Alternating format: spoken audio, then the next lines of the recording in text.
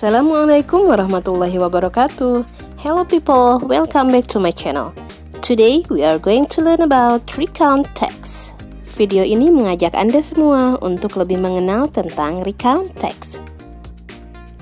What is recount text? Apa itu text recount? Recount text is a text which retells events or experiences in the past. Jadi, teks recount adalah sebuah teks yang menceritakan kembali peristiwa-peristiwa atau pengalaman-pengalaman yang terjadi di masa lampau. Okay, now let's talk about generic structures of recount text. Recount text consists of 3 parts.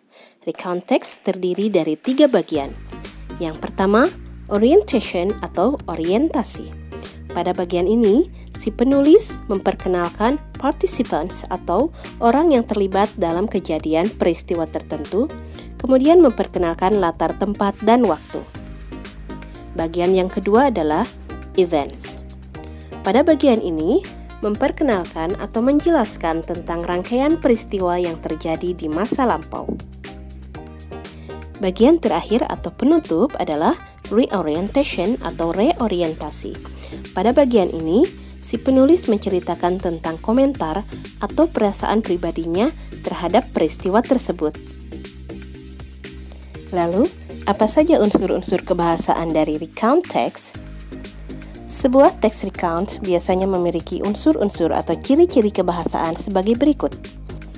Yang pertama, using adverbs and adverbial phrase, menggunakan kata keterangan dan frasa adverbia untuk menerangkan waktu, tempat, cara, dan lain-lain yang berhubungan dengan peristiwa yang diceritakan. Berikutnya, using time connectives atau kata hubung waktu.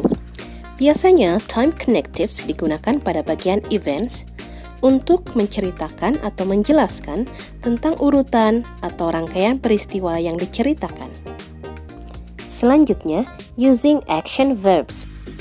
Action verbs adalah sebuah kata kerja yang mendeskripsikan tindakan fisik atau mental. Terakhir, using simple past tense.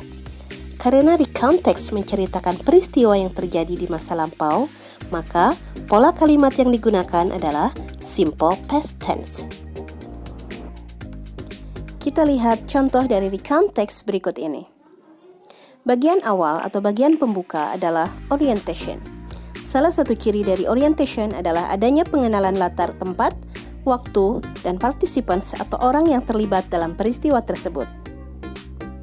Last week adalah latar waktu atau time dari cerita ini. My family and I adalah participants. Pelabuhan Ratu Beach adalah latar tempat di mana terjadinya peristiwa ini.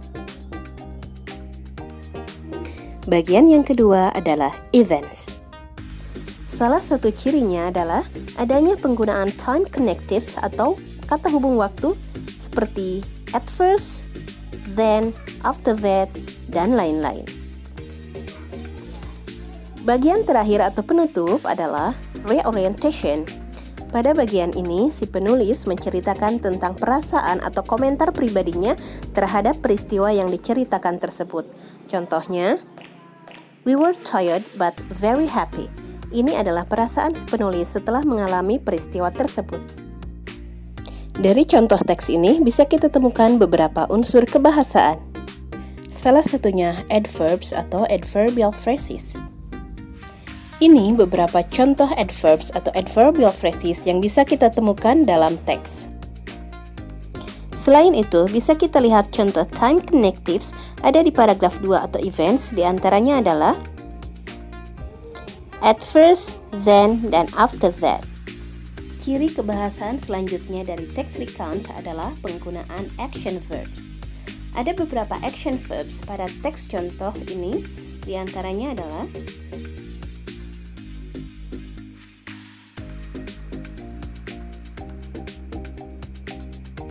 selanjutnya, perhatikan pada pola kalimat yang digunakan dalam teks recount.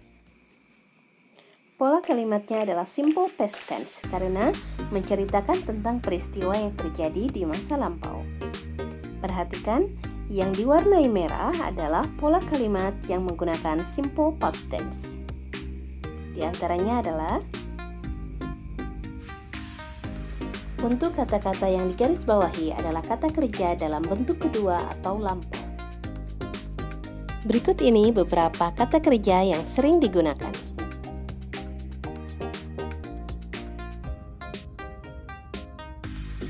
Sekian materi kali ini, semoga bermanfaat. Jangan lupa like, comment, share, subscribe, dan nyalakan tombol lonceng untuk mendapatkan update video terbaru dari channel ini. See you in the next video. Wassalamualaikum warahmatullahi wabarakatuh.